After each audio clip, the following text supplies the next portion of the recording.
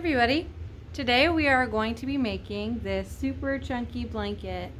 So if you've ever wanted to learn how to make one of these great big blankets, go ahead and continue watching this video. This is the place to be. We're going to be making this blanket with you today. Here's how. To make your chunky blanket, you're going to need 5 skeins or balls of yarn.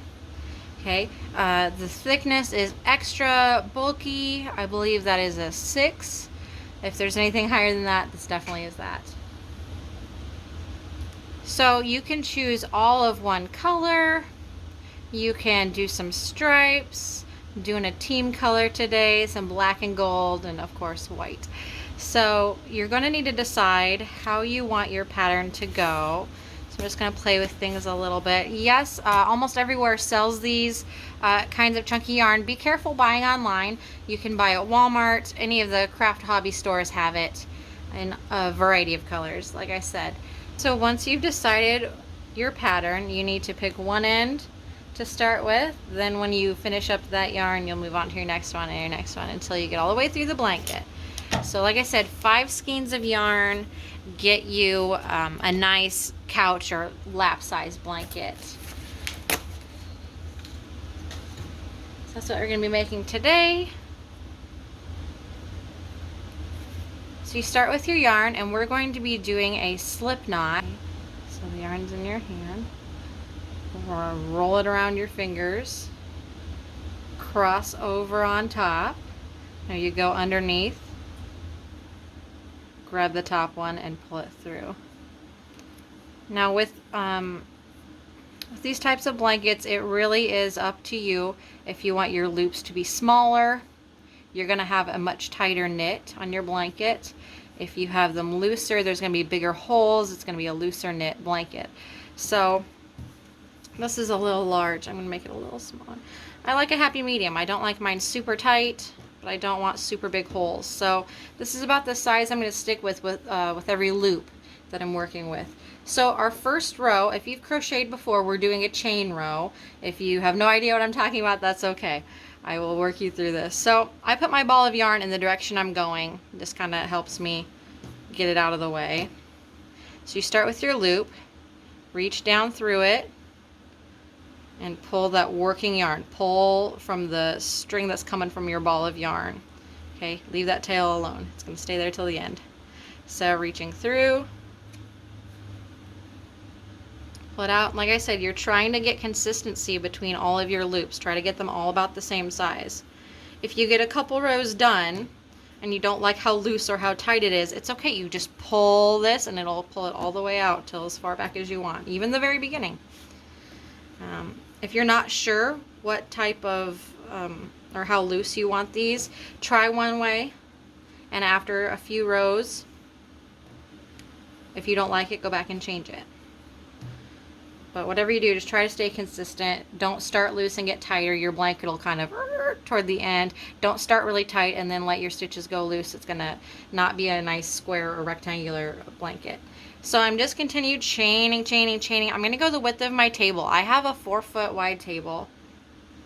No, more like 3. I'm on a different table today than I usually work with. I usually have everyone in my class working at a 4-foot wide table. It usually makes your 5 skeins of yarn go pretty far. So I might have to hang over the edge a bit on mine. These blankets do have a lot of give, so if you're like, well, I mean, I want it, 5 foot wide, well, it's going to end up being a little bit longer because, it does have a lot of stretch to it. So I don't like to tug it too much because I want to see these individual chains since I need them for my next row. Just keep on chaining. It's reaching down through, pulling the yarn out till it's about the same size as all your other stitches.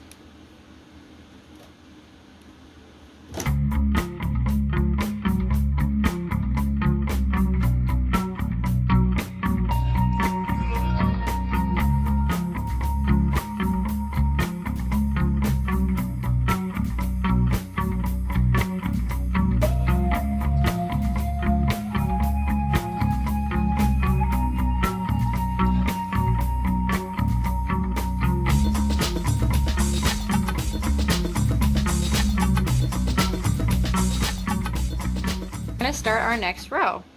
So this first chain row, we've just been looping and making it longer and longer. Now we need to go back in each one of these chains and pull its own individual loop out. So we're going to reach in that last one. I'm going that way, so I'm going to move my yarn over here. Pull that loop up. This first one, or the corner, is always the trickiest. I have to fiddle with it a little bit. It might lay kind of funny on there. So then I go in the next one, pull it up. What was that one? Okay. So another advantage of making sure that your loops aren't too small is that you're able to find where each of these are. If you're having trouble, where is the next hole, or you can't get your fingers in there, pinched in there to pull these through and up, then it might be a little too tight.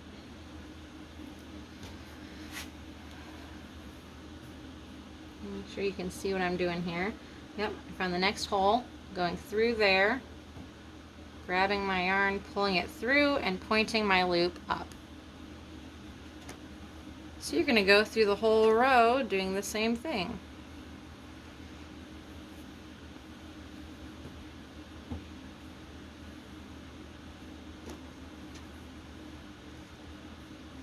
Remember to keep your loops consistent in size.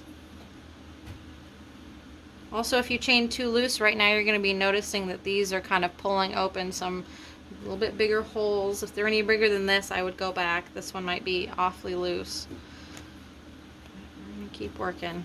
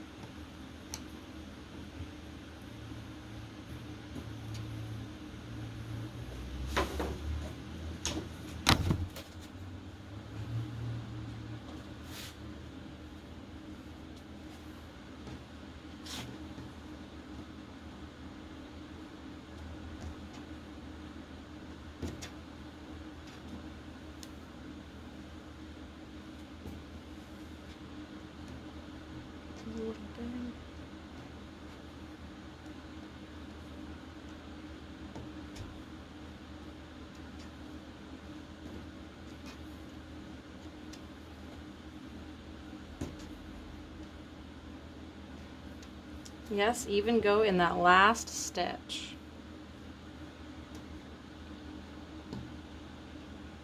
If you have a table big enough to do this whole project without having to let it fall over the edge, that's even better. Sometimes the loops get flopped back over, you might miss them. Just be careful if you can't do it all squarely on one table. So coming back through your next row, you're going to reach in each of these loops and pull a new loop. Again, my yarn needs to be over here. I'm going this direction. So reach in each of these new loops and pull its own new loop. Again, try to keep your size consistent and make sure you don't forget any of these loops. It might get, as you noticed, I did have to pull one of these back out. They do kind of hide themselves sometimes, especially if you're working with darker yarn. I've done a bunch of these blankets, so I might be working a little bit quicker than you. That's okay. See, that one was trying to escape. If you do drop a stitch, that means if you lose one of these and you notice in the next row, you can always kind of jump your stitch up to the next row you're working on. If you see it down here, let's say I skip this one. Don't do this on purpose. This is nonsense. But let's say you did skip one here and you're going back through your next row and you've done this one, you've done this one. You see that you missed this one in that row. You can jump down and grab it if it's not too far away. If it's 2 or 3 rows down, it's going to be hard to jump that up there. I'll show you a little bit later what we should be doing with that. But that's an easy way to catch one if you missed it not too long ago. So again, if you're making your stitches your loops really small, they're more likely to come undone. So if I leave that loop really small, I pull the next one, it might just pop all the way out of there, leaving this guy high and dry. So you don't want too big. That big is much too big. Not too small. Just keep going along.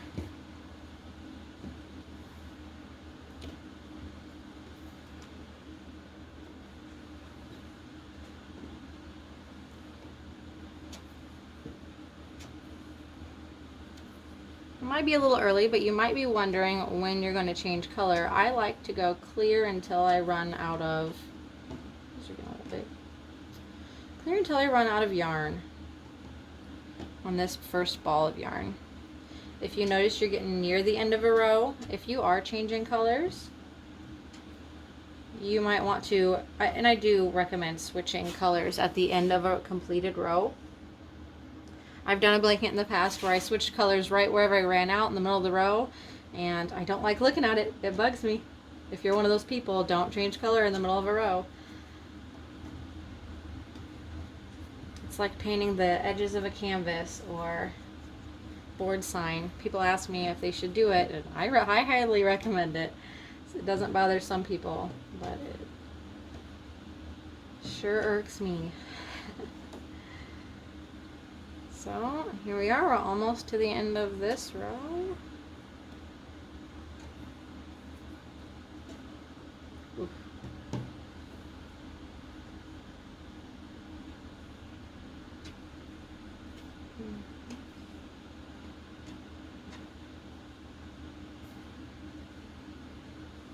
So if you're doing all one color, it doesn't matter if you change at the end of a row or not. Because wherever you run out, you can just tie on your next yarn and keep going. But I will meet you back here. As you notice, going the next row, you do have to do this same stitch, even though you just did it on this row. Do it again on the next row. You're going to keep going all the way across, back and forth until you're ready to change colors. And I will show you how to do that.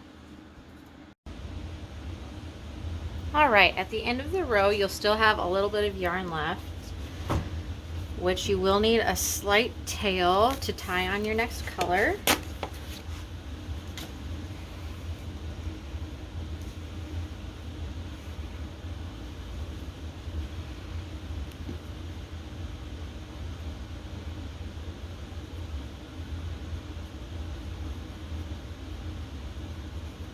So we just tie it on like this.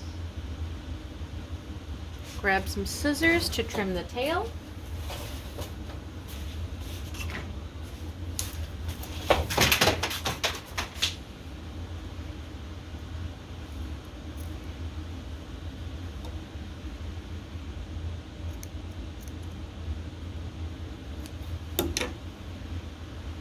Should probably pick some better scissors than that.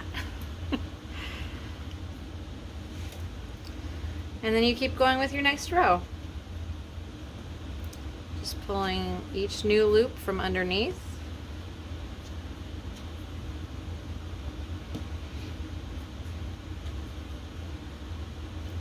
Trying to keep your sizes consistent.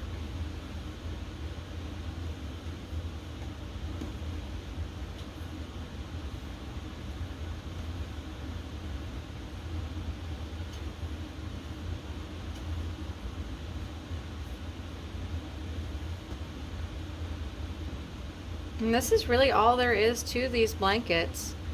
Just pulling loops through and going to the next row. Keep going.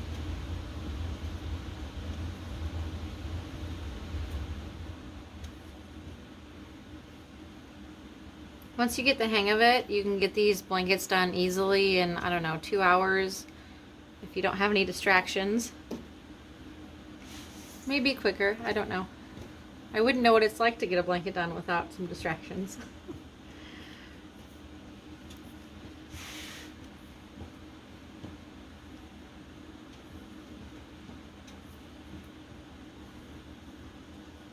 So I did say earlier I was going to show you what to do if you did drop a stitch. I don't have one in here to show you, but if you have a stitch in a row prior, especially after you've changed colors, you're not going to be able to go in down a row and catch that extra loop up with you. So if you do get to a spot with a missed loop like this, if you're not able to back up and fix it since we've changed colors, pull your loop out as much as you can here. It kind of cinches it tight with your other stitches. Go ahead and cut it right there in half, and you'll go half of it underneath and half of it over and tie it in a nice box knot or square knot just to keep it from unraveling. Then you can cut the tail and keep going.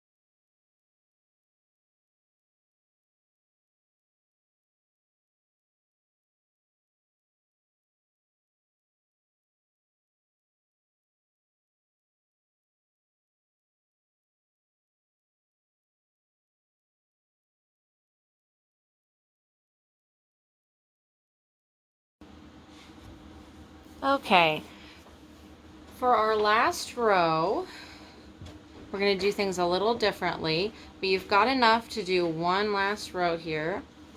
So to cast off, if you were knitting, if you have no knitting experience, that's okay. I'm just doing a quick run through here. We are going to put 2 loops together, then bring your working yarn through.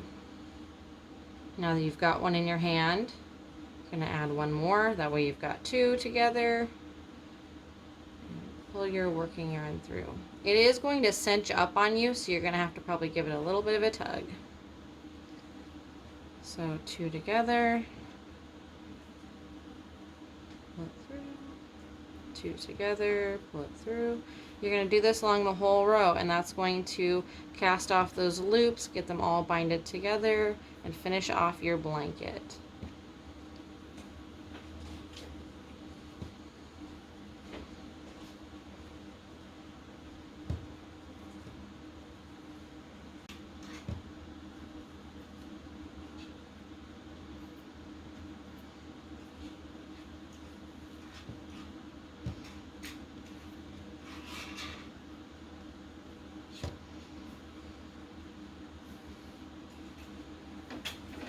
Okay, when you get to the end, you won't have one more loop to add to it, so you are going to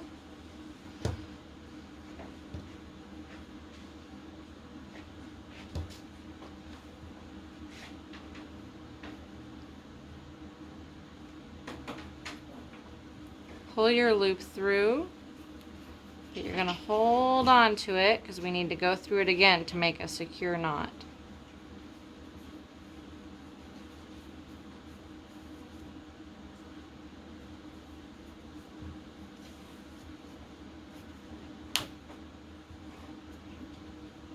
Luckily that tore in just the right place. Otherwise you would need to trim it right there. And there you have it. Thank you so much for watching our video and making this chunky blanket with us. If you enjoyed it, please subscribe to our channel. We are adding more content as often as we can, and we can't wait to do more art with you. Thanks.